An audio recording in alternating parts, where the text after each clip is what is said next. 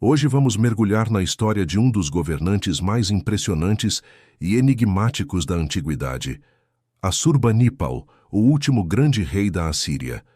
Um homem que dominou um império que se estendia do Egito à Pérsia, governando com uma mistura de brutalidade e brilho intelectual.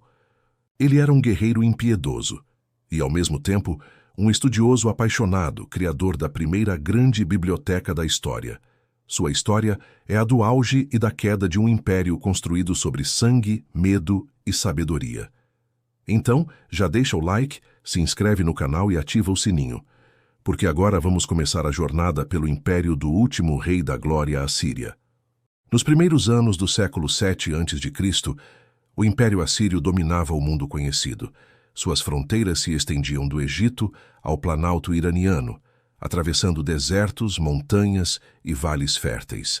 Era uma máquina de conquista e administração, sustentada pela disciplina militar e pelo medo. No coração desse império, às margens do Tigre, erguia-se Nínive, uma cidade colossal cercada por muralhas duplas, palácios de pedra esculpidos e jardins exuberantes. Ali, entre sacerdotes, escribas e generais, nascia aquele que seria o último grande governante da Assíria, Assurbanipal. Ele não veio ao mundo como o herdeiro natural. Seu pai, Esarhaddon, havia subido ao trono em meio ao caos, após o assassinato de Senaqueribe, morto por 2 de seus próprios filhos. O sangue da traição manchava as paredes do palácio, e a lição era clara. Em Assur, o poder sempre era conquistado à sombra do perigo. Esarhaddon aprendeu com isso, e durante seu reinado buscou restaurar a estabilidade. Reconstruiu Babilônia, devastada por seu pai, e tentou unir um império dividido entre o orgulho assírio e o ressentimento dos povos conquistados. Nesse cenário de tensões, Assurbanipal cresceu cercado de intrigas, mas também de cultura. Sua mãe, Nakiazakutu, era uma mulher de origem aramaica, astuta e influente. Tinha uma visão política afiada e controlava nos bastidores parte significativa da corte. Foi ela quem garantiu que o jovem Assurbanipal recebesse uma formação diferente de qualquer outro príncipe. Enquanto seus irmãos eram treinados para a guerra, ele foi educado por escribas e sacerdotes. Aprendeu a ler e escrever o complicado sistema cuneiforme, dominou o acádio, o sumério e até o aramaico. Estudou os textos sagrados, os presságios dos deuses, os rituais e os mistérios da astrologia. Era algo inédito para um príncipe assírio. A tradição exigia guerreiros, homens moldados para o campo de batalha, não para as bibliotecas. Mas Assurbanipal demonstrava um intelecto agudo e uma curiosidade insaciável. Ele não apenas aprendia, questionava, interpretava, memorizava. Crescia como um jovem capaz de compreender tanto as táticas militares quanto as nuances do poder simbólico. E isso o tornava diferente e perigoso, dentro de uma corte em que o conhecimento também podia ser uma arma. Seu pai via nele uma mente estratégica, alguém capaz de unir sabedoria e força. Mas a escolha de Assurbanipal como herdeiro não foi recebida com entusiasmo. Ele tinha irmãos mais velhos, mais experientes e, sobretudo, mais próximos do ideal guerreiro. O favoritismo do rei despertou ciúmes e suspeitas. As alianças dentro do palácio começaram a se formar, e o destino do trono assírio se tornou um jogo delicado entre lealdade e ambição. Esarhaddon, prudente, decidiu dividir o poder antes de morrer. Nomeou Assurbanipal rei da Assíria e concedeu a coroa da Babilônia a outro de seus filhos, Samassum-Uquim. Essa divisão aparentemente diplomática carregava uma semente de tragédia. Ao tentar equilibrar as forças, Esarhaddon plantava o futuro conflito que mais tarde devastaria o império. Mas naquele momento, a sucessão parecia um triunfo. Assurbanipal, ainda jovem, era coroado em Nínive sob os auspícios dos deuses, com a bênção de sua mãe e o apoio de uma elite que via nele uma promessa de estabilidade. O novo rei herdava um império vasto, poderoso, mas também frágil. As fronteiras precisavam ser defendidas contra egípcios, elamitas e tribos rebeldes. Internamente, a Assíria carregava as cicatrizes de séculos de guerra. Povos conquistados eram mantidos à força sob o jugo assírio, pagando tributos pesados e vivendo com o medo constante da punição. Ainda assim, o sistema funcionava. A administração era eficiente, as rotas comerciais fluíam e o exército era invencível. Assurbanipal iniciou seu reinado, observando atentamente. Era metódico, calculista, e sabia que a glória militar era a base da legitimidade de qualquer rei assírio. Porém, ao contrário de muitos de seus antecessores, ele entendia que o poder não se sustentava apenas pela espada. Cultivava a imagem de um monarca escolhido pelos deuses não apenas para guerrear, mas para governar com sabedoria. As inscrições reais começavam a descrevê-lo não só como um conquistador, mas como aquele que conhece os segredos da escrita, que lê as palavras dos tempos antigos, que entende o coração dos deuses. Essa dualidade, o guerreiro e o sábio, se tornaria sua marca.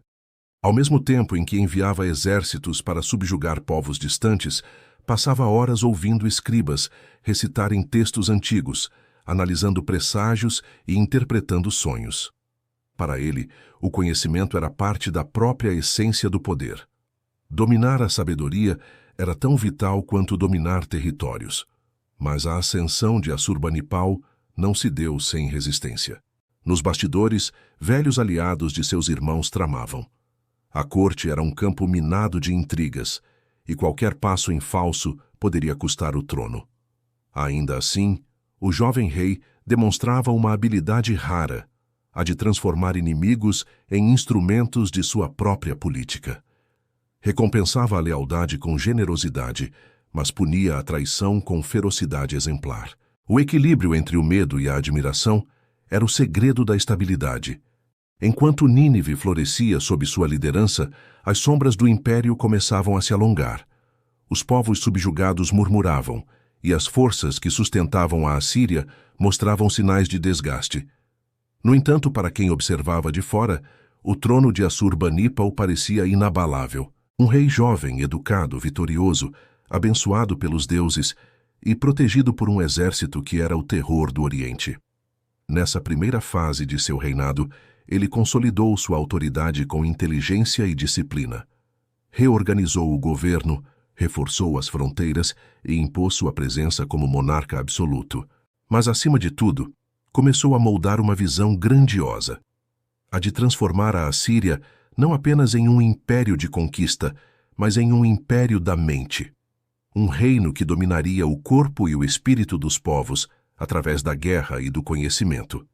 Assurbanipal, o príncipe erudito, tornava-se o rei absoluto. E o mundo antigo começava a sentir o peso de sua ambição. Assurbanipal subiu ao trono em meio a incertezas.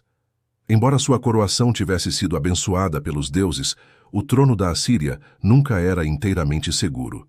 O império era vasto demais, poderoso demais e sustentado por uma rede de medo e lealdades frágeis. As fronteiras eram inquietas, os vassalos impacientes e, dentro da própria corte, os ecos das antigas disputas sucessórias ainda ressoavam. O jovem rei sabia que, para sobreviver, precisaria provar que não era apenas um estudioso dos textos antigos, mas um guerreiro digno da coroa de seus antepassados. Sua primeira missão era consolidar o poder, e o fez com uma precisão quase cirúrgica. Assurbanipal manteve os conselheiros experientes do reinado anterior, recompensou generais leais e reorganizou as províncias estratégicas. Em cada canto do império, enviou mensagens com o selo real, proclamando sua autoridade em nome dos deuses Assur e Ishtar. As imagens de seu rosto começaram a aparecer nas paredes dos templos e palácios, retratando-o como o rei dos quatro cantos do mundo, uma expressão antiga que simbolizava domínio universal. Mas o poder na Assíria não se mantinha apenas com palavras. Logo vieram as provas de fogo. No Egito, um antigo inimigo ressurgia. Depois de ter sido conquistado por Esarhaddon, o país do Nilo tentava se libertar sob a liderança do faraó Taharka, da dinastia Núbia. Para os assírios, o Egito era mais do que um reino distante. Era a chave para controlar as rotas comerciais que traziam ouro, marfim e especiarias do sul. Assurbanipal reagiu sem hesitar. Reuniu seus exércitos e enviou generais veteranos para esmagar a rebelião. As crônicas assírias descrevem a campanha com orgulho. As cidades egípcias caíram uma a uma, as fortalezas foram saqueadas, e Taharka fugiu para o sul, perseguido pelos guerreiros do norte. Assurbanipal instalou príncipes locais leais à Assíria, transformando o Egito em um estado vassalo. O triunfo foi celebrado em Nínive com desfiles, oferendas e inscrições que o proclamavam como o rei que havia subjugado as terras onde o sol se põe. Era uma vitória que unia prestígio e estratégia, ampliando sua influência até os confins do deserto africano. Mas a glória do Egito seria apenas o início. Logo, o rei voltou sua atenção para o Mediterrâneo Oriental, onde a cidade de Tiro, rica, poderosa e orgulhosa, resistia à dominação assíria. Tiro controlava as rotas marítimas do comércio fenício e sua riqueza vinha do mar: púrpura, madeira, metais, vidro. Para Assurbanipal, deixar Tiro independente seria um erro político e econômico. Ordenou então um cerco implacável. Durante anos, suas tropas mantiveram a cidade isolada, cortando os suprimentos e impondo sua vontade com paciência e brutalidade. Quando Tiro finalmente se rendeu, o rei não destruiu suas muralhas. Ao contrário, preferiu transformar o governante local em aliado. Era a prova de que Assurbanipal sabia equilibrar a espada e a diplomacia. Ele entendia que, às vezes, a submissão voluntária era mais útil do que a destruição total. Assim, Tiro manteve sua posição no comércio mediterrâneo, mas sob o olhar atento do rei assírio. Essas vitórias consolidaram o poder de Nínive sobre o Oriente Próximo. Os tributos fluíam como rios de ouro e prata. O comércio florescia e o nome de Assurbanipal era pronunciado com temor e respeito de Tebas a Susa. Ele se apresentava como o herdeiro legítimo da tradição assíria, sucessor de uma linhagem de reis escolhidos pelos deuses. As inscrições reais eram cuidadosamente redigidas para exaltar sua figura: o guerreiro invencível, o protetor da ordem, o representante dos céus na terra. A propaganda real atingiu um novo patamar sob seu governo. Nas paredes dos palácios, os relevos esculpidos mostravam o rei em cenas de caça, combate e triunfo. Em uma delas, Assurbanipal é retratado enfrentando leões com as próprias mãos, um símbolo da coragem e da força divina que supostamente o habitava. Essas imagens não eram simples decoração, eram mensagens políticas. Mostravam ao povo e aos estrangeiros que o rei era invencível, abençoado, e que resistir à Assíria era resistir aos deuses. Enquanto seus exércitos garantiam a ordem, Assurbanipal reforçava as fundações do império. Fortaleceu as cidades-chave, construiu armazéns, melhorou as estradas e consolidou as comunicações entre as províncias. A administração assíria, já eficiente, se tornava ainda mais sofisticada. Governadores locais, conhecidos como Shaknu, eram supervisionados por inspetores diretos do rei. Nenhuma decisão importante era tomada sem que Nínive soubesse. O império funcionava como um organismo gigantesco, centralizado, pulsando sob a vontade de um único homem. Mas o que tornava Assurbanipal singular era sua habilidade de compreender o valor simbólico da política. Ele sabia que a força não bastava, era preciso convencer. Em seus decretos, chamava a si mesmo de rei que entende os mistérios da sabedoria, e fazia questão de unir sua imagem à dos deuses. Mandou restaurar templos antigos, reerguer estátuas sagradas e patrocinar rituais em todo o território. A religião era parte da engrenagem do poder, e ele a utilizava com maestria. Sob seu comando, Nínive tornou-se uma metrópole resplandecente. Os palácios reais foram ampliados, os templos enriquecidos e as ruas decoradas com relevos que contavam em pedra a história de sua glória. Era uma cidade que refletia o esplendor do império, monumental, vibrante, quase divina. Para os súditos, Nínive não era apenas a capital, era o centro do mundo. Com o tempo, Assurbanipal passou a enxergar seu reinado como parte de um destino maior. Ele não governava apenas por ambição, mas por convicção. Acreditava ser o instrumento de uma ordem cósmica, o guardião da civilização contra o caos. Sua visão era grandiosa, uma Assíria eterna, iluminada pelo conhecimento e sustentada pelo poder absoluto. Cada vitória militar, cada aliança diplomática, cada monumento construído reforçava essa narrativa. O rei não era apenas um homem, era a personificação do império, e o império, sob seu comando, parecia invencível. Mas o brilho da glória muitas vezes esconde as rachaduras sob a superfície. À medida que Nínive se tornava o centro de um mundo conquistado, as tensões também cresciam. Povos humilhados esperavam por vingança, generais sonhavam com independência, e o luxo da corte começava a corromper o espírito austero da Assíria. Ainda assim, por enquanto, nada disso parecia ameaçar o trono. Assurbanipal estava no auge. Guerreiro e diplomata, conquistador e estrategista, ele havia consolidado o maior império de seu tempo. Mas seu desejo de poder não conhecia limites, e logo suas ambições ultrapassariam até mesmo as fronteiras do mundo conhecido. O rei que dominava pela espada começava a preparar o terreno para dominar também pela mente e pela história. Quando Assurbanipal consolidou o trono e pacificou as fronteiras ocidentais, sua atenção voltou-se para o leste, para um inimigo antigo, orgulhoso e persistente, o reino de Elão. Durante séculos, Elão havia sido uma potência rival na região do atual sudoeste do Irã, alternando entre períodos de aliança e guerra com a Assíria. Mas agora, no apogeu do Império de Nínive, Elão tornara-se um obstáculo à expansão e à autoridade assíria. Seu governante, Teuman, desafiava abertamente o poder de Assurbanipal, abrigando rebeldes e incitando províncias assírias à revolta.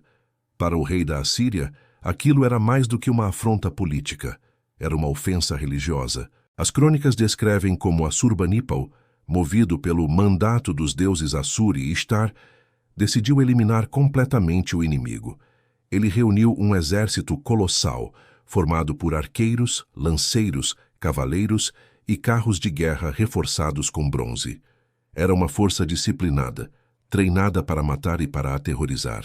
Marcharam em formação cerrada, suas bandeiras tremulando com o emblema do disco solar, símbolo da proteção divina. Quando o exército assírio se movia, parecia um rugido contínuo sobre a terra, o som da dominação. A campanha contra Elão seria uma das mais sangrentas da antiguidade. As inscrições de Nínive relatam as batalhas com riqueza de detalhes quase teatrais. Falam de rios transbordando de sangue, de montes de corpos inimigos, de reis derrotados cujas cabeças foram trazidas ao rei em bandejas de prata. É difícil distinguir o que era registro histórico e o que era propaganda divina, mas o resultado foi devastador. Na Batalha de Tiltuba, as forças de Assurbanipal esmagaram o exército de Teuman. A cena dessa vitória seria eternizada em baixo relevos de pedra. O rei em seu carro, empunhando o arco, enquanto o inimigo, ferido, tenta fugir em vão. A cabeça de Teuman foi decepada e levada a Nínive como troféu.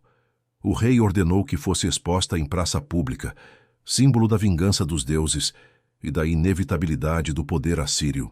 Mas Assurbanipal não se contentou com a vitória militar. Ele queria apagar o nome de Elão da história. Ordenou a invasão de Susa, a capital inimiga, uma das cidades mais antigas e reverenciadas da região. O ataque foi brutal. As muralhas foram derrubadas, os templos saqueados. As estátuas dos deuses elamitas foram destruídas e levadas como espólio para a Assíria. Nas inscrições, o próprio rei se vangloria. Destruí Susa e suas cidadelas. Arrasei os templos de Elão, varri suas lembranças da face da terra. A destruição de Susa foi mais do que uma campanha militar. Foi um ato simbólico de aniquilação. O rei se via como instrumento da vontade divina, um purificador do mundo corrompido pelos inimigos dos deuses. O terror não era um subproduto da guerra assíria, era parte essencial de sua lógica. Assurbanipal acreditava que o medo era uma forma legítima de dominação, uma força que mantinha o equilíbrio e prevenia o caos. O exército assírio era o mais eficiente e temido de seu tempo. Disciplinado, bem treinado e tecnologicamente avançado, unia brutalidade e estratégia. Os engenheiros construíam rampas de cerco, catapultas e arietes que derrubavam muralhas de pedra. Os arqueiros formavam linhas compactas, cobrindo o campo de batalha com chuvas de flechas. Os cavaleiros, equipados com couraças e lanças longas, atacavam as fileiras inimigas com precisão devastadora. E atrás deles, os escribas registravam cada vitória, cada saque, cada punição, para que o nome do rei fosse lembrado para sempre. Essas campanhas transformaram Assurbanipal em uma figura quase mítica. Nas representações oficiais, ele não é um homem comum, mas uma entidade sagrada. Seu corpo é forte, seus olhos impenetráveis, e sua postura transmite uma calma que contrasta com o caos à sua volta. Ele é o guerreiro de fúria controlada, o instrumento dos deuses que executa a justiça divina. Sua raiva é descrita como a chama que purifica, e seus inimigos são chamados de aqueles que desafiaram a ordem celestial. Nos relevos de Nínive, o rei aparece triunfante, segurando o cálice enquanto observa o cadáver de Tilman pendurado diante dele, uma imagem que mistura celebração e terror. Era assim que ele queria ser visto. O rei que trazia a paz pela destruição, o guardião da ordem cósmica que punia o caos com fogo e ferro. Enquanto os povos conquistados tremiam, dentro da Assíria, a imagem de Assurbanipal se tornava quase divina. Sacerdotes o exaltavam em templos, proclamando que sua força vinha diretamente de Assur. Os escribas registravam suas palavras como se fossem oráculos. Ele mesmo parecia acreditar que sua vontade era a extensão da dos deuses. Para o povo, o rei era o eixo do mundo, o homem em cuja presença os inimigos se dissolviam e o império florescia. Mas o poder absoluto tem um preço. À medida que o rei mergulhava mais fundo em suas campanhas, a violência se tornava parte de sua identidade. O guerreiro ilustrado, que outrora buscava equilíbrio entre sabedoria e força, começava a se identificar apenas com o conquistador. O terror, antes instrumento de controle, tornava-se um vício. Cada vitória exigia outra. Cada destruição reforçava a ideia de que apenas através da aniquilação completa se alcançava a paz. Ainda assim, as vitórias eram incontestáveis. Nenhum inimigo resistia à Assíria. O império estava em seu auge, e Assurbanipal, no centro de tudo, acreditava ter realizado o destino que os deuses lhe haviam traçado. Os povos subjugados enviavam tributos, ouro, cavalos, escravos, especiarias, e as fronteiras pareciam seguras. Em Nínive, o rei mandava erguer novos palácios decorados com cenas das campanhas, para que ninguém jamais esquecesse o poder de seu nome. Os escribas registraram uma frase que resume o espírito de seu reinado. Eu, Assurbanipal, servo dos deuses, fiz do medo minha coroa e do terror meu trono. Era a definição perfeita de um império erguido sobre o domínio absoluto da força. Mas enquanto Nínive celebrava a destruição de Susa, as cinzas de Elão ainda fumegavam.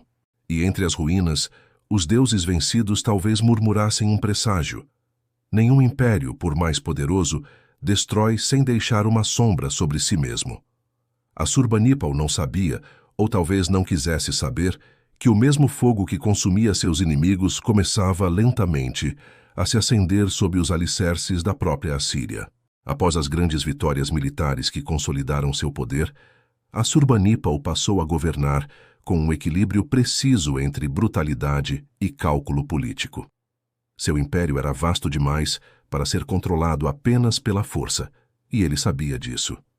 A guerra havia garantido a submissão, mas a manutenção da ordem exigia algo mais sutil, uma combinação de vigilância, diplomacia e medo. A política assíria era um espetáculo de poder, cuidadosamente encenado, onde a punição e o privilégio coexistiam sob o olhar absoluto do rei. Assurbanipal herdou um sistema político complexo, desenvolvido por gerações de reis. As províncias do império eram administradas por governadores, homens leais escolhidos entre os guerreiros mais experientes e os nobres mais influentes. Eles controlavam tributos, exércitos locais e a justiça, mas todos respondiam diretamente ao trono. Nenhum deles era poderoso o bastante para desafiar Nínive. O rei mantinha uma rede de espiões e mensageiros que fiscalizavam cada província, relatando intrigas, revoltas e até conversas suspeitas. Essa rede, conhecida como o olho e o ouvido do rei, tornava impossível conspirar sem ser descoberto. A comunicação entre as capitais provinciais e Nínive era feita por um sistema eficiente de mensageiros montados. Estradas bem mantidas ligavam as cidades, permitindo que ordens do rei cruzassem milhares de quilômetros em questão de dias. Era o sangue que mantinha o império vivo, uma artéria política pulsando entre o trono e as fronteiras. Nenhuma decisão escapava ao controle central. Assurbanipal recebia relatórios constantes e respondia com rapidez, punindo a desobediência antes que ela ganhasse força. Mas a vigilância era apenas um dos pilares de seu governo. O outro era o medo. O rei acreditava que a disciplina nascia da lembrança da dor. As punições eram teatrais, exemplares e cuidadosamente registradas. Cidades rebeldes eram destruídas, líderes eram executados em público e seus corpos exibidos como advertência. As crônicas descrevem prisioneiros empalados às portas das cidades ou reis vencidos, forçados a desfilar acorrentados diante do trono. Tudo isso fazia parte de um ritual de poder, um lembrete de que desafiar Assurbanipal era desafiar os próprios deuses.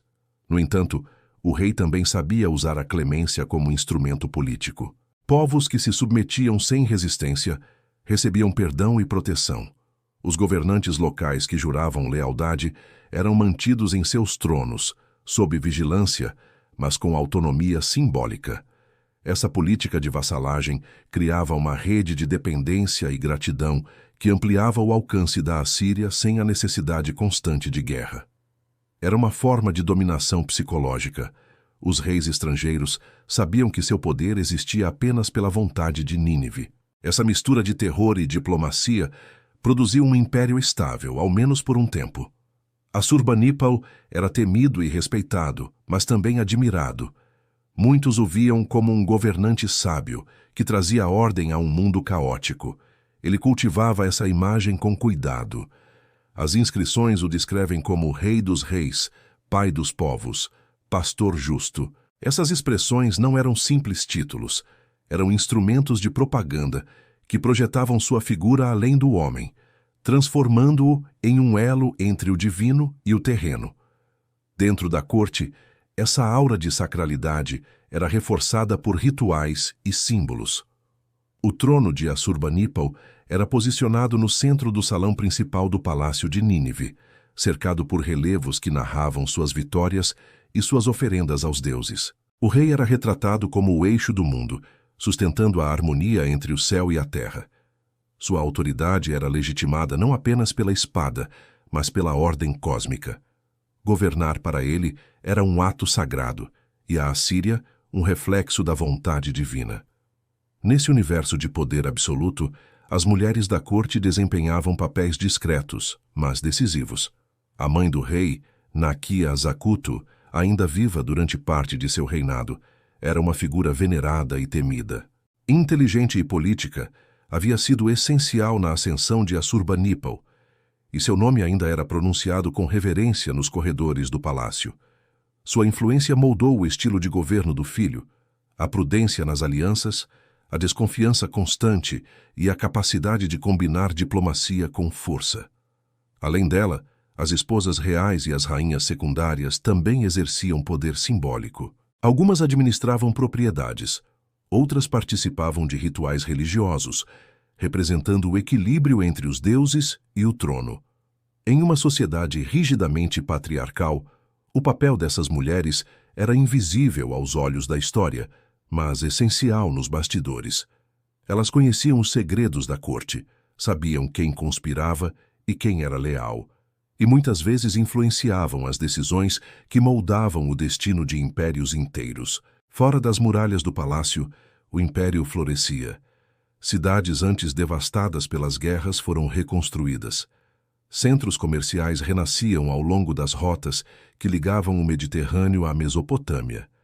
Mercadores, artesãos e escribas circulavam por Nínive, levando e trazendo notícias, produtos e ideias. A capital tornou-se um ponto de convergência de culturas, Babilônios, sírios, fenícios e até egípcios conviviam sob a bandeira assíria. O império era uma mistura de povos, línguas e tradições, unificados pela autoridade do rei e pela promessa de segurança sob seu domínio. Assurbanipal incentivava essa integração.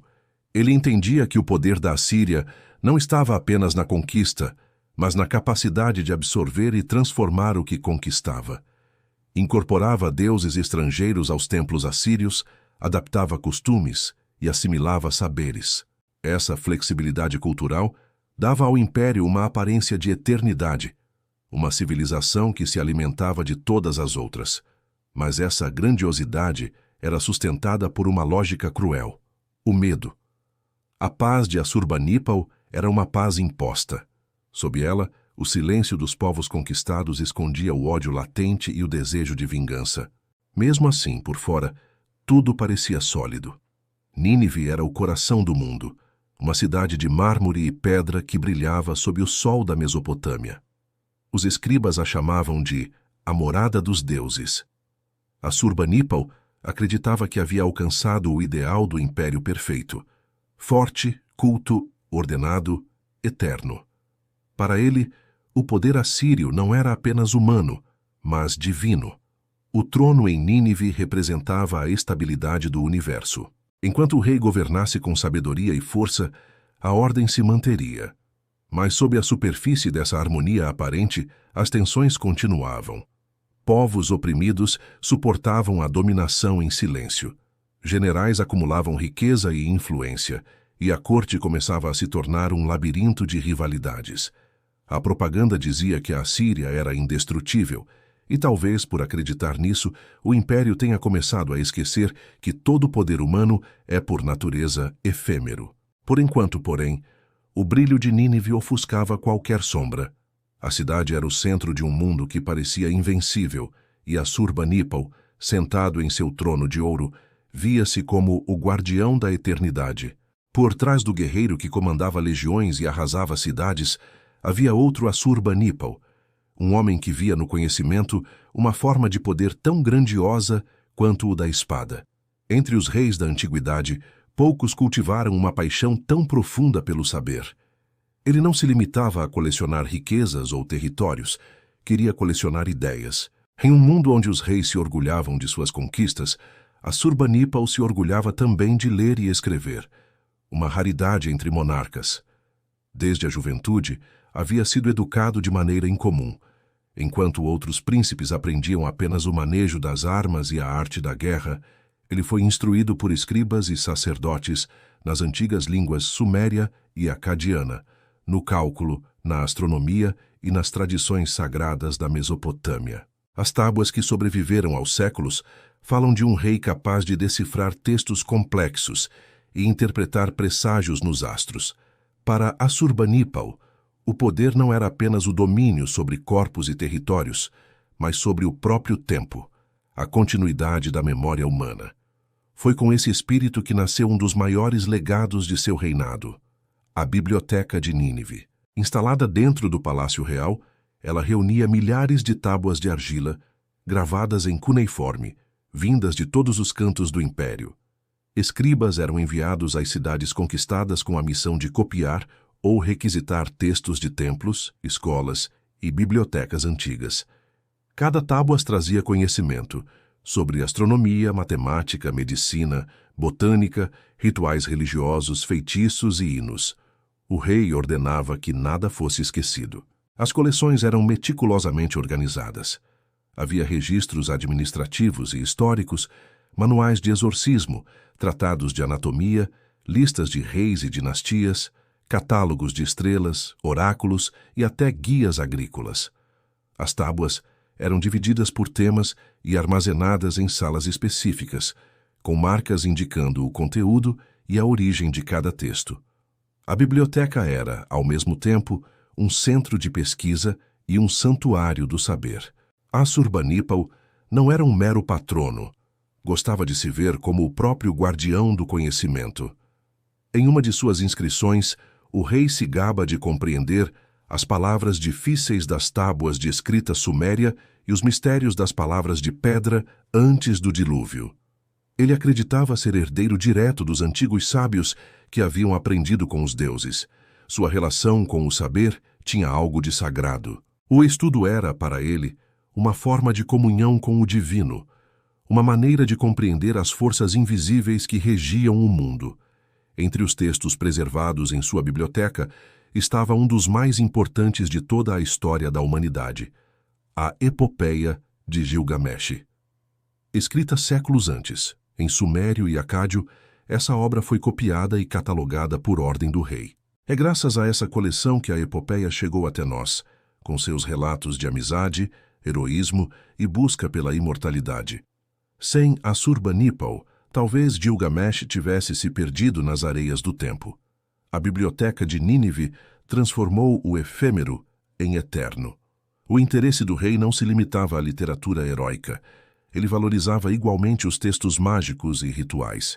Na visão assíria, o mundo era permeado por forças invisíveis, demônios, deuses e espíritos que influenciavam cada aspecto da vida. Entender e controlar essas forças era essencial para governar. Por isso, Assurbanipal mantinha um corpo de sacerdotes e magos especializados em interpretar presságios, estudar eclipses e decifrar sonhos. A biblioteca servia também como arsenal espiritual, um repositório de fórmulas e encantamentos para proteger o império. Os escribas que copiavam os textos em argila viam sua tarefa como sagrada. Cada tábua era moldada, gravada com estilete e depois cozida para durar séculos. Algumas traziam uma inscrição padrão declarando: propriedade do palácio de Assurbanipal, rei do mundo, rei da Assíria. Era uma forma de eternizar seu nome junto ao saber humano. O rei não apenas queria que o conhecimento sobrevivesse, queria que sobrevivesse associado a ele, como símbolo de sua glória e de sua mente iluminada. Enquanto os generais mantinham o império pela espada, os escribas o sustentavam pela palavra.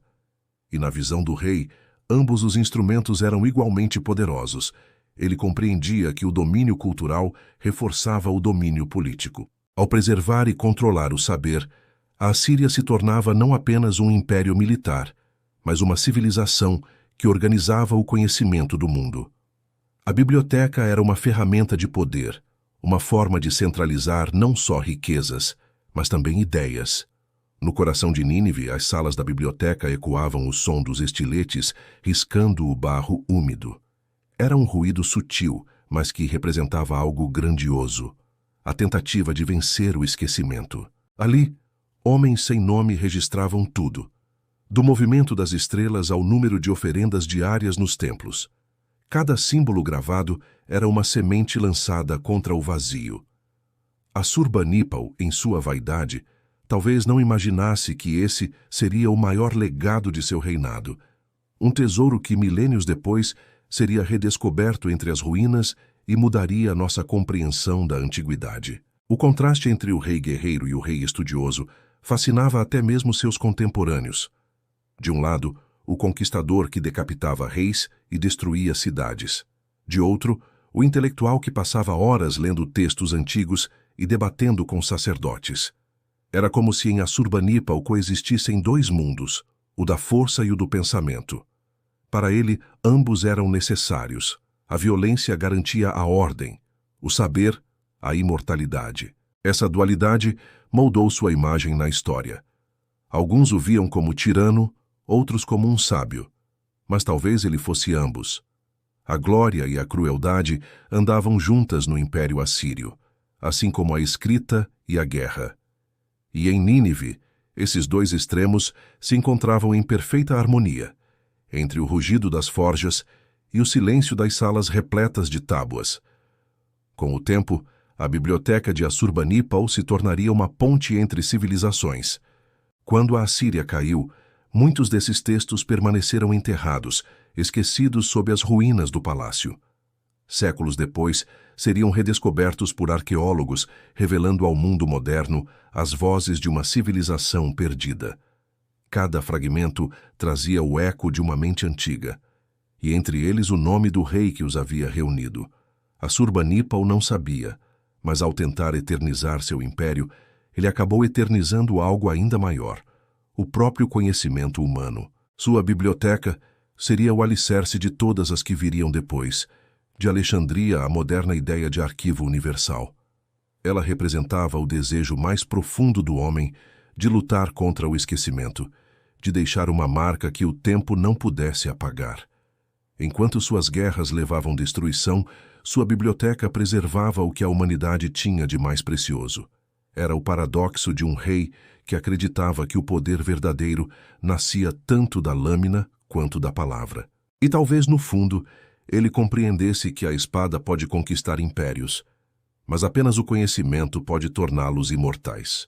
No meio do século VII a.C., o Império Assírio atingia um esplendor que poucas civilizações haviam imaginado. Sob Assurbanipal, o mundo conhecido parecia se curvar diante do poder de Nínive. A cidade era o coração de um império que se estendia do Egito ao Irã, um organismo colossal pulsando riqueza, cultura e temor. Para os povos que viviam sob seu domínio, a Assíria era uma força da natureza, implacável, onipresente, eterna. E no centro desse colosso, Nínive se erguia como uma joia viva, a capital de um império que parecia destinado a durar para sempre. A cidade, reconstruída e ampliada por Assurbanipal, era uma maravilha do mundo antigo. Suas muralhas, com dezenas de metros de altura e quilômetros de extensão, protegiam palácios, templos e jardins exuberantes. Os portões, adornados com relevos e inscrições, guardavam o emblema do touro alado, símbolo do poder assírio. Era uma arquitetura feita para impressionar e intimidar. Nínive não era apenas uma capital, era uma declaração. Cada pedra, cada escultura, cada avenida larga proclamava a glória do rei. O palácio de Assurbanipal, conhecido como Palácio Sem Rival, era o centro desse universo. Salões imensos decorados com relevos que narravam suas campanhas militares, suas caçadas e seus rituais. Nas paredes, cenas esculpidas em pedra mostravam o rei enfrentando leões, símbolo máximo de coragem e domínio. Em uma delas, ele segura o animal agonizante pelo pescoço, o olhar sereno enquanto o golpeia. Não era apenas arte, era propaganda. Cada imagem reforçava a ideia de que Assurbanipal não apenas governava homens, mas também a própria natureza. Os jardins do palácio, irrigados por um sistema engenhoso de canais e aquedutos, eram descritos como paraísos terrestres. Fontes, árvores exóticas e flores trazidas de terras conquistadas davam à cidade um perfume distante.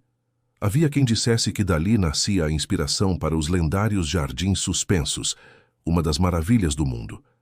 A Assíria, através de Nínive, mostrava ao mundo que a civilização e a brutalidade podiam coexistir em perfeita harmonia. A cidade fervilhava de vida. Mercadores fenícios vendiam tecidos e metais, artesãos babilônicos produziam cerâmicas finas e caravanas traziam especiarias e pedras preciosas do Oriente.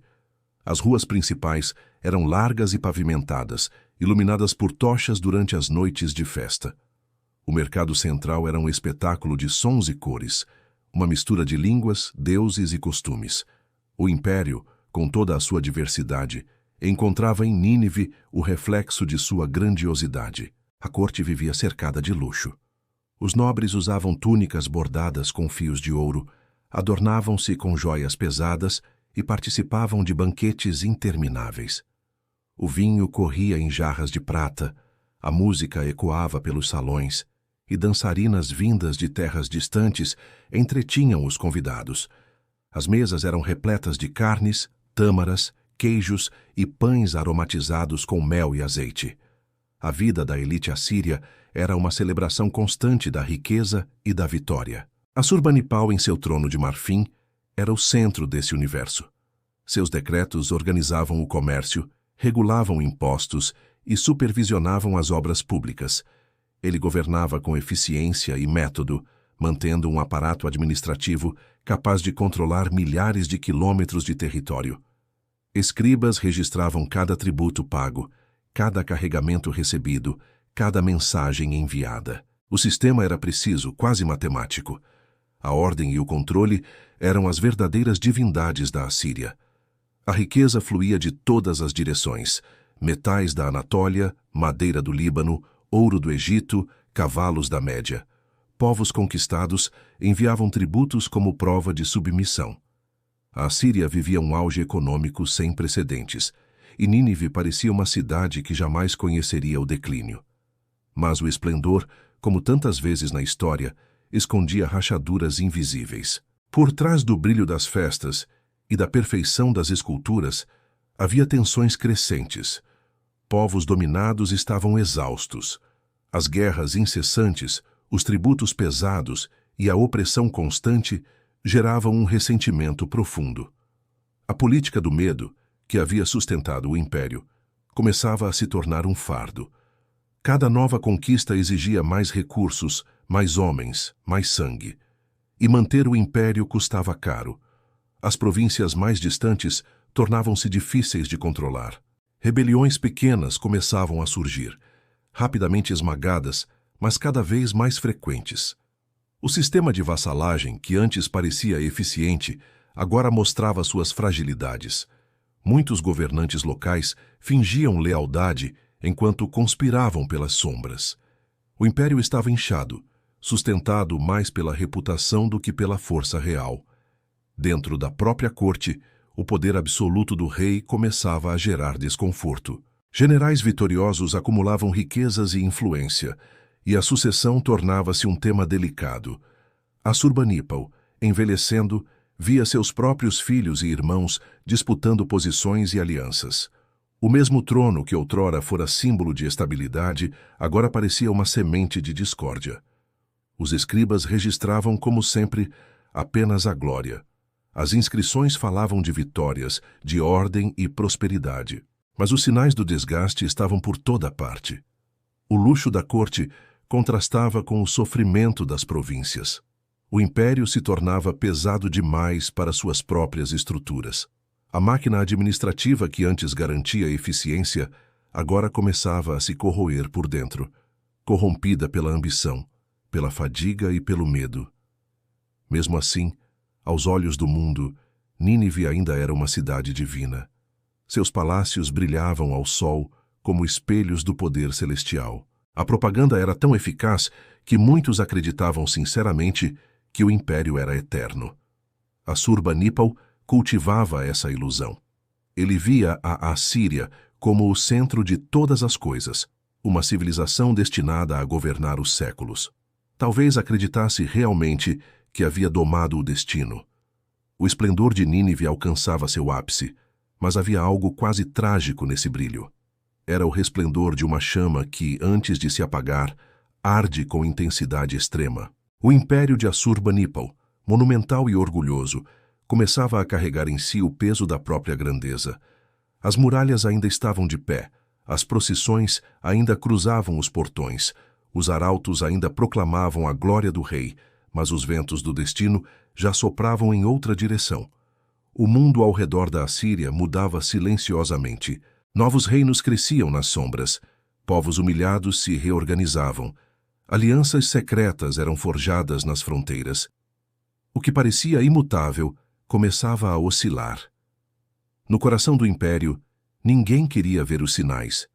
A beleza das esculturas, o ouro dos palácios, as festas e a música, tudo isso mascarava a fragilidade que crescia lentamente como uma rachadura sob o mármore.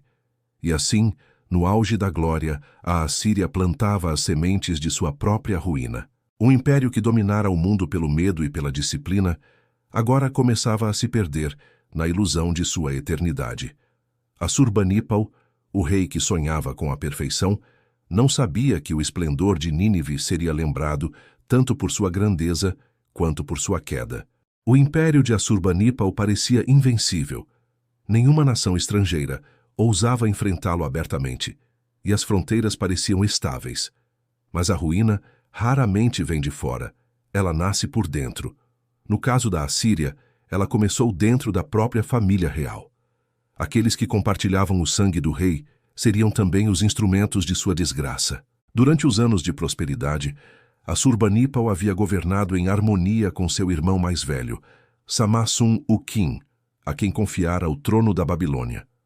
A decisão fora parte de uma política cuidadosamente planejada. Em vez de manter a Mesopotâmia sob ocupação direta, o rei assírio preferiu restaurar um governo local, mas subordinado. Samasun-Ukin seria o vassalo fiel de Nínive, governando em nome de seu irmão e pagando tributos ao norte.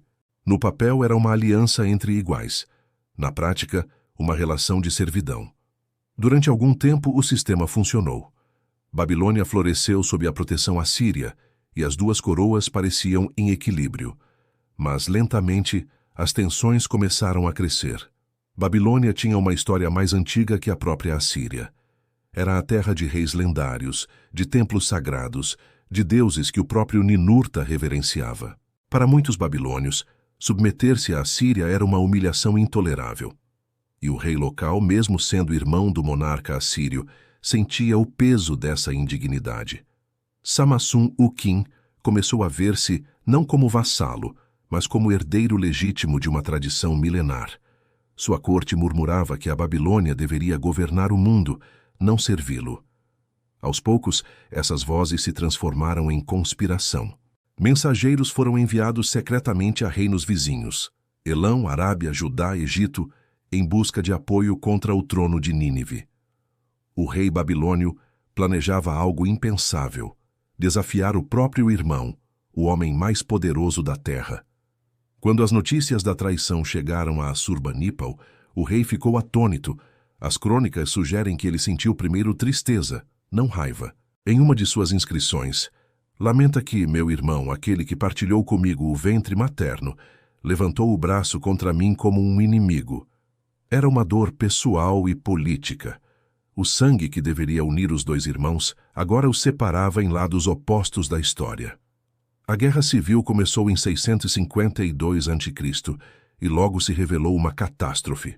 Babilônia, com seus aliados, resistiu com ferocidade. A Assíria, acostumada a esmagar povos estrangeiros, agora via-se obrigada a lutar contra seus próprios irmãos de cultura, língua e religião.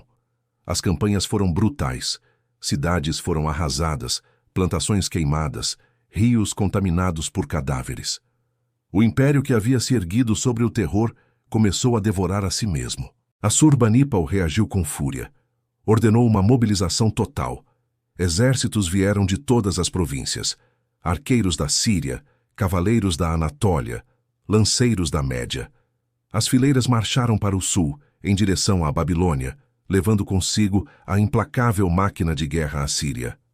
O rei, outrora símbolo de sabedoria e controle, mergulhou em uma fúria quase sagrada.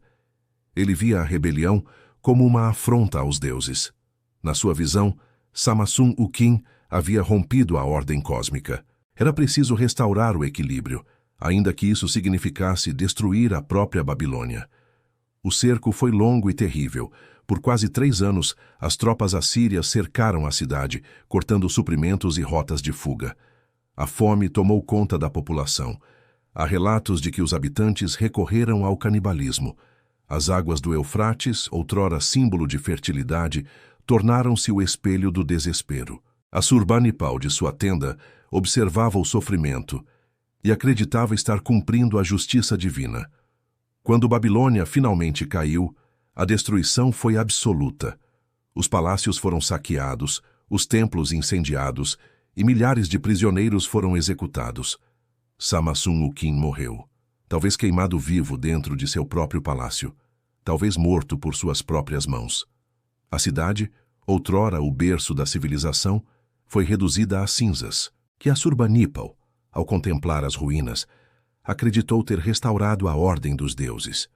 Mas algo havia se quebrado.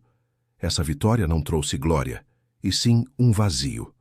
O rei começou a ser descrito como atormentado, isolado, desconfiado de todos. As crônicas oficiais tentam mascarar essa sombra, exaltando sua vitória e sua piedade. Mas entre as linhas há um tom diferente, uma voz de cansaço, de culpa. O homem que havia destruído Babilônia não era mais o mesmo que construíra a biblioteca de Nínive. Mensagens preservadas em tábuas de argila revelam um Assurbanipal obcecado com presságios. Ele consultava constantemente astrólogos e sacerdotes, pedindo interpretações dos eclipses, das tempestades e dos sonhos. Tudo parecia um aviso. Os deuses, que antes pareciam aliados, agora lhe enviavam sinais ambíguos. Havia um sentimento crescente de que a violência do império havia ultrapassado um limite invisível. A guerra contra o irmão havia abalado os alicerces morais da Assíria. O povo, acostumado a temer o rei, começou a temer também o destino. Nas fronteiras, os governadores agiam com cautela, temendo atrair a ira real. A economia vacilava, as rotas comerciais se tornavam inseguras e a confiança dos povos conquistados começava a se dissolver. O império ainda era poderoso, mas já não era coeso. As inscrições gravadas após a vitória tentavam preservar a imagem de grandeza. Assurbanipal, servo de Assur e de Istar, destruiu o traidor e purificou a terra. Mas os ecos que vinham dos templos eram diferentes. Os sacerdotes murmuravam que a fúria do rei havia profanado o equilíbrio do mundo. A destruição de Babilônia, o centro espiritual da Mesopotâmia, era vista por muitos como um sacrilégio. A fronteira entre justiça e vingança havia sido cruzada. Com o fim da Guerra Civil, Assurbanipal tentou restaurar a normalidade. Reconstruiu templos, reinstaurou rituais e ordenou novas campanhas contra povos distantes. Mas a chama que o movia parecia enfraquecida. Sua autoridade ainda era temida, mas o brilho do antigo rei sábio começava a se apagar. As vitórias tornavam-se rotineiras e os inimigos cada vez mais numerosos. O homem que havia destruído o próprio irmão passou a ser visto em silêncio como um rei paranoico. Desconfiava dos conselheiros, dos generais e até de seus filhos. A corte tornou-se um labirinto de intrigas, onde o medo era a linguagem comum. O poder absoluto, sustentado por décadas, agora começava a pesar sobre seus ombros. Os presságios multiplicavam-se. Eclipses eram interpretados como avisos, tempestades como castigos. Em sonhos, diziam, o rei via a cidade de Nínive coberta de fogo. Alguns sacerdotes falavam de demônios libertos, outros de deuses irritados. O império, que antes parecia abençoado pelos céus, agora parecia amaldiçoado pela própria glória. A guerra fratricida havia deixado marcas profundas. Assurbanipal venceria, sim, mas ao preço da alma do império. A destruição de Babilônia não apenas eliminou um inimigo, destruiu o equilíbrio que sustentava o mundo assírio. A partir dali, a história deixaria de ser apenas sobre poder e conquista. Começava o lento e inevitável caminho para a queda. O mundo que Assurbanipal havia moldado com ferro e sabedoria começava a se desfazer. As muralhas que cercavam o império mais poderoso da terra já não protegiam, apenas isolavam. O brilho de Nínive, aquela joia colossal erguida às margens do Tigre, ainda ofuscava o olhar. Mas atrás de seus portões dourados crescia o silêncio das ruínas que se aproximavam. A Assíria, que durante séculos havia dominado reis e povos, agora caminhava para a mesma sombra que ela própria espalhara sobre o mundo. Os primeiros sinais do declínio não vieram de grandes batalhas, mas de algo mais discreto: o cansaço.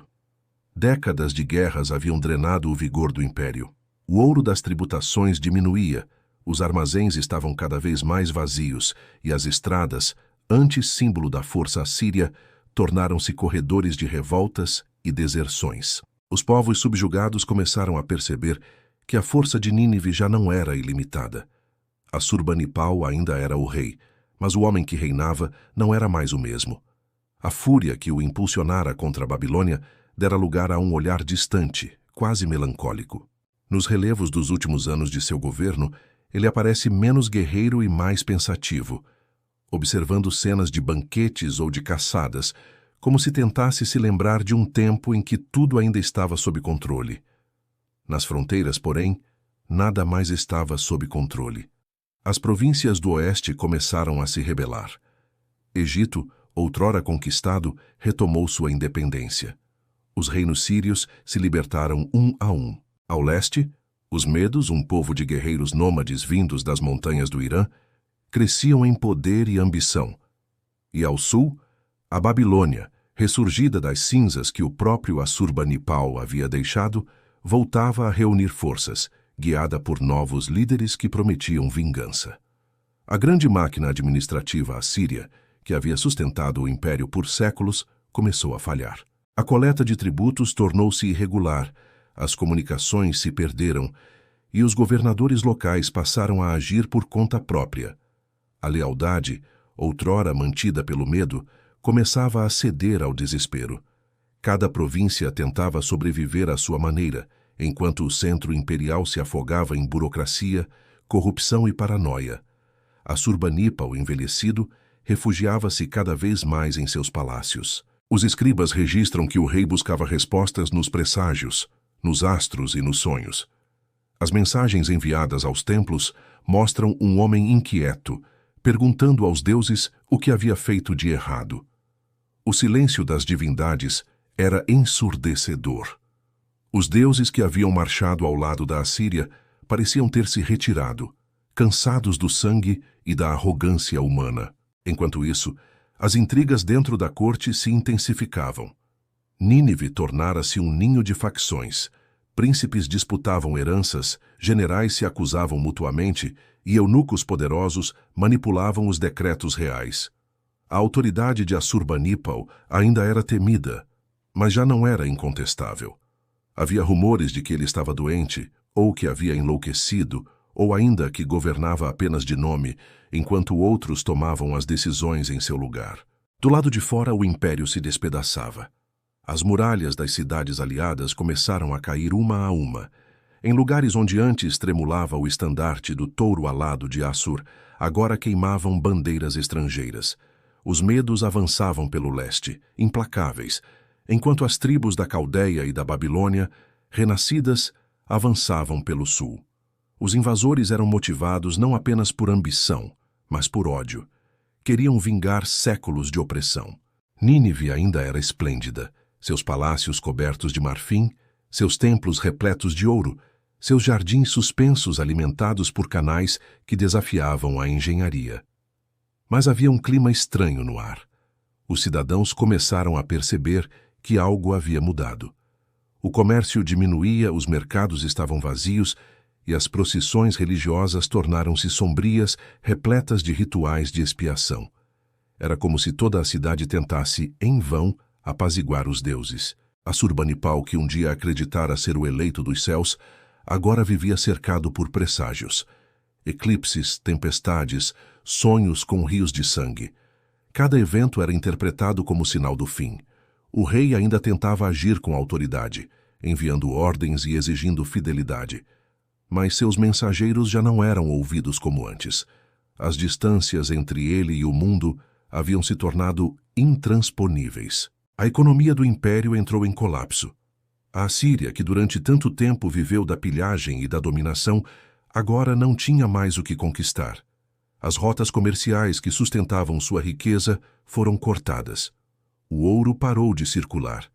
As fábricas de armas silenciaram. E sem guerra, sem expansão, o império perdeu o combustível que o fazia existir. O que restava era uma estrutura gigantesca, corroída por dentro. Um colosso com pés de barro. As inscrições oficiais continuavam a proclamar vitórias. Era a velha retórica da glória, mesmo quando não havia mais glória alguma. As crônicas falavam de inimigos derrotados e reis subjugados, mas essas vitórias eram cada vez mais distantes, simbólicas. O poder assírio ainda vivia nos textos, mas morria nas ruas. Aos olhos dos inimigos, o império parecia vulnerável pela primeira vez. Os reis medos e babilônios começaram a formar alianças secretas. Reuniram exércitos, estabeleceram pactos e traçaram um plano para aquilo que antes parecia impensável: destruir Nínive.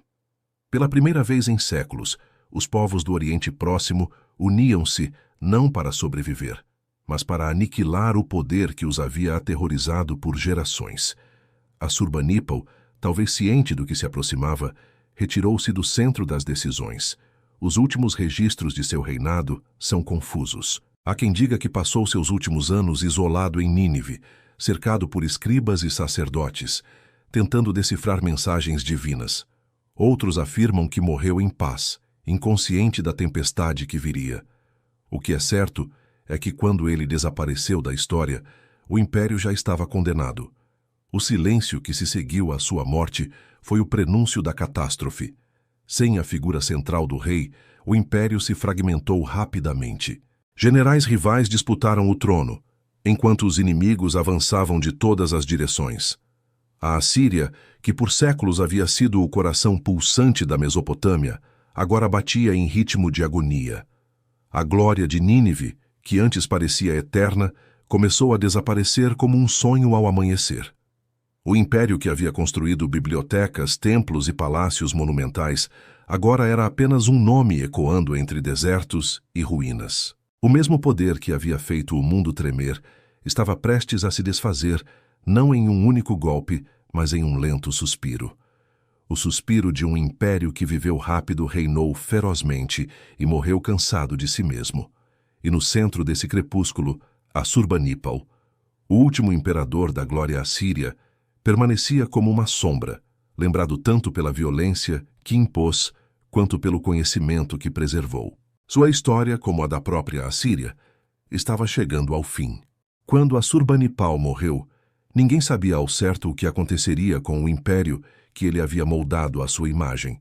O rei, que fora ao mesmo tempo guerreiro e erudito, deixava para trás uma Assíria exausta, corroída por dentro e cercada por inimigos. Seu nome ainda inspirava respeito, mas apenas o nome. O homem havia desaparecido, e com ele a única força capaz de manter unido aquele gigantesco corpo imperial. O trono passou a uma sucessão confusa de reis cujos nomes mal sobreviveram nas tábuas fragmentadas da história. Um após o outro, eles tentaram restaurar o poder perdido, mas já era tarde. O império não tinha mais fôlego. O ouro havia se esgotado. Os exércitos estavam reduzidos. As cidades vassalas haviam se libertado. E as divindades que um dia pareciam proteger Nínive agora se calavam diante do caos. Do leste vinham os Medos, liderados por Ciáchares, guerreiros das montanhas da Média, endurecidos pelo frio e pela vida nômade. Do sul marchavam os babilônios, guiados por Nabopolassar, o homem que prometia restaurar a glória de Babilônia e vingar os séculos de humilhação sob o jugo assírio. Os dois povos, outrora inimigos, uniram-se em uma aliança sem precedentes. A meta era clara: destruir a Assíria até o último tijolo. Em 614 a.C., os medos atacaram a cidade de Assur, o coração espiritual do império. O templo do deus Assur, símbolo da antiga legitimidade real, foi saqueado e incendiado. Foi o primeiro sinal de que a queda era inevitável. 2 anos depois, em 612 a.C., a grande coalizão cercou Nínive. A cidade ainda era uma das maiores do mundo. Muralhas com mais de 20 metros de altura e quilômetros de extensão. Portões monumentais guardados por touros alados, jardins, templos e palácios. Os habitantes acreditavam que aquelas fortificações jamais poderiam ser rompidas. Durante meses, resistiram bravamente, confiando que os deuses os protegeriam uma última vez. Mas os deuses, cansados de tanto sangue, permaneceram em silêncio. O cerco foi brutal. As forças inimigas devastaram o campo ao redor da cidade, cortaram suprimentos e desviaram o curso dos rios. Disse que o Tigre, em uma enchente súbita, destruiu parte das muralhas, abrindo caminho para a invasão. Foi como se a própria natureza tivesse se voltado contra Nínive. O que se seguiu foi um apocalipse. As crônicas babilônicas, escritas por aqueles que testemunharam a destruição, descrevem a cidade inteira entregue às chamas, suas riquezas arrastadas, seus habitantes mortos ou dispersos. As ruas ficaram tomadas por cadáveres, os palácios desmoronaram sob o fogo, e o rugido da destruição ecoou por dias. Os arqueólogos modernos encontraram as marcas desse inferno, camadas espessas de cinzas, fragmentos de esculturas carbonizadas e tijolos vitrificados pelo calor.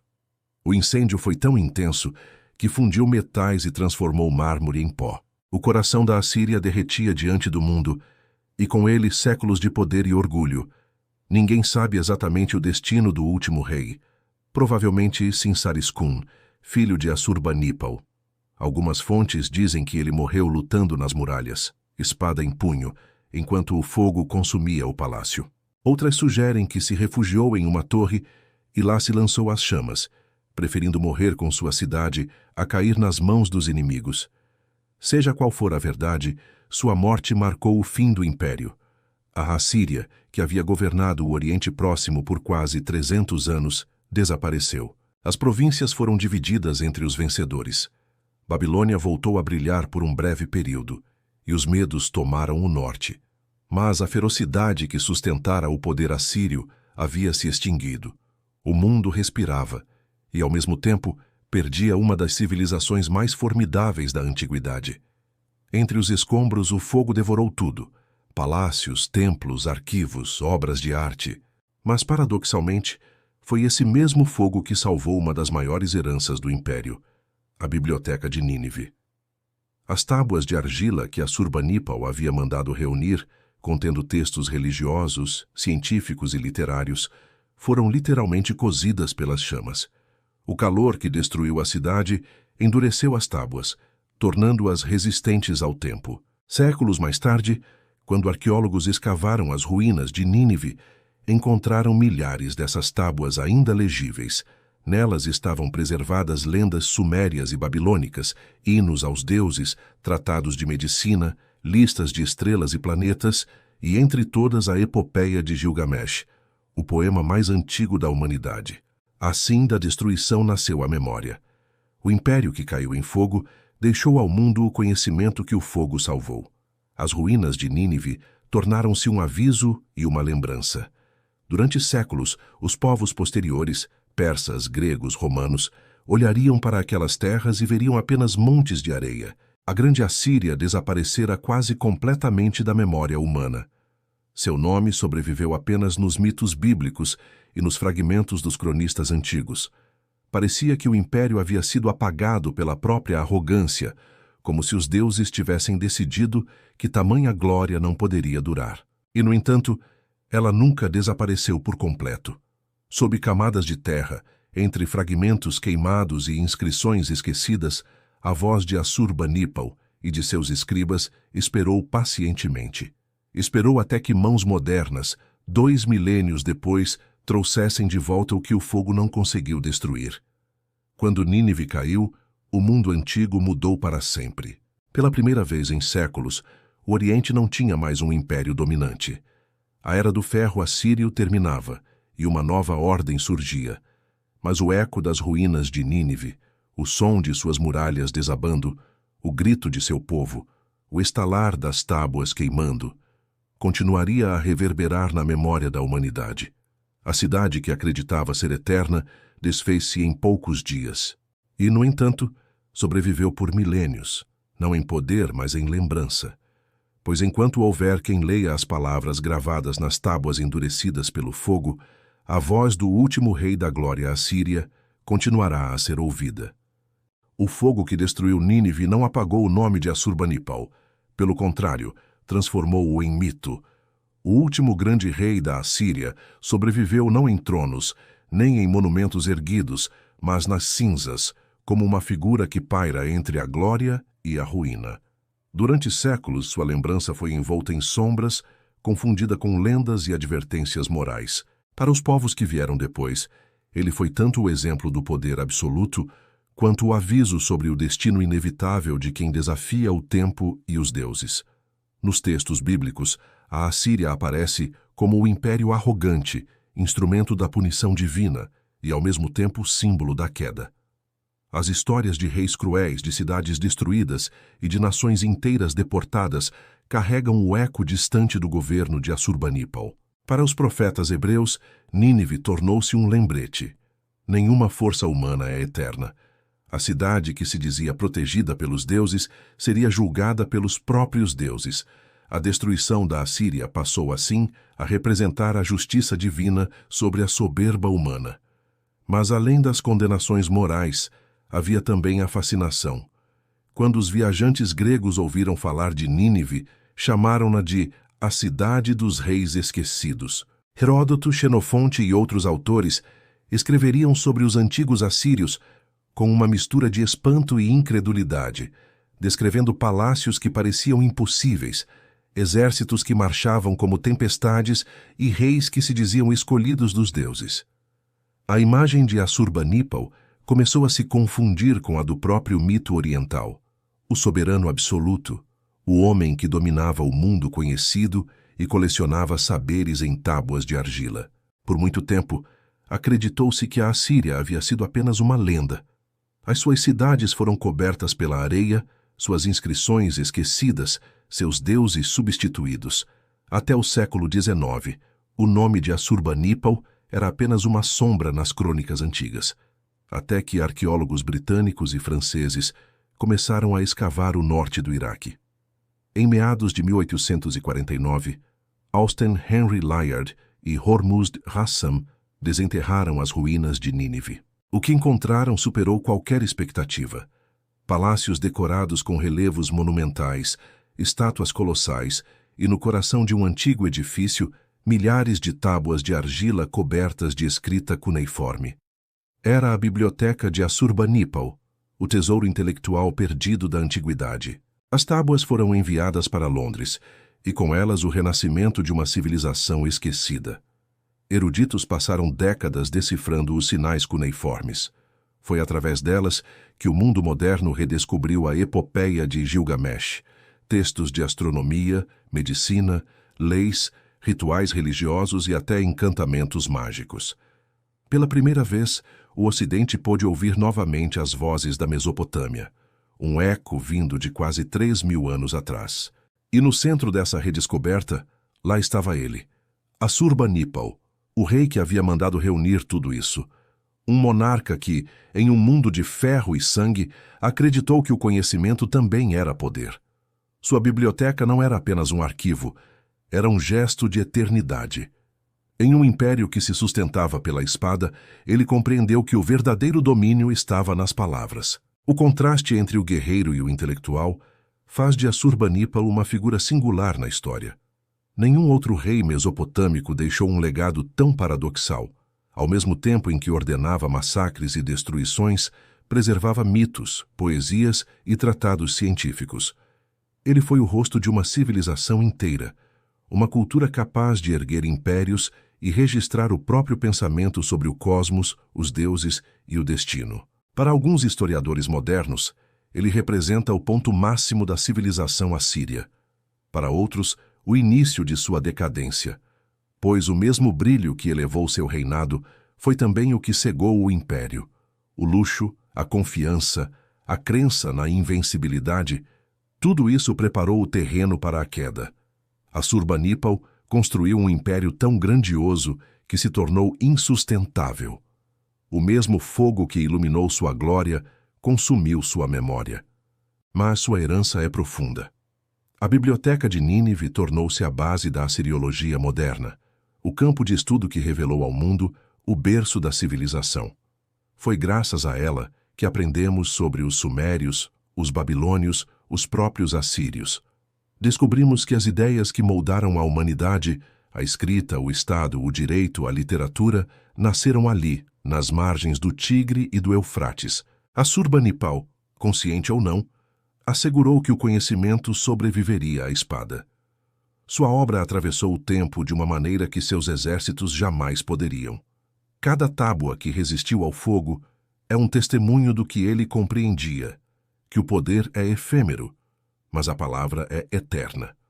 Com o passar dos séculos, artistas, poetas e pensadores se inspiraram na imagem do último rei da Assíria. Para uns, ele é o exemplo da soberba castigada.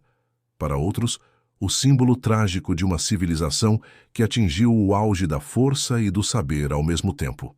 Sua figura surge como um espelho para todos os impérios, um lembrete de que toda glória carrega em si a semente da ruína. A história o colocou entre dois extremos, o tirano e o visionário, o destruidor e o preservador. Talvez Assurbanipal tenha sido tudo isso, um homem de sua era, moldado pela brutalidade e pela ambição, e ainda assim capaz de olhar além do presente, de desejar que algo de sua civilização sobrevivesse ao pó. Ele sabia que a Assíria, como tudo o que é humano, um dia desapareceria. E talvez por isso quis deixar registrado o que somos, seres de conquista e de memória, de guerra e de palavra. Hoje as ruínas de Nínive repousam sob a terra. As muralhas que um dia desafiaram o tempo são apenas sombras desenhadas pela luz do entardecer. Mas em museus ao redor do mundo, as tábuas de Assurbanipal continuam a falar.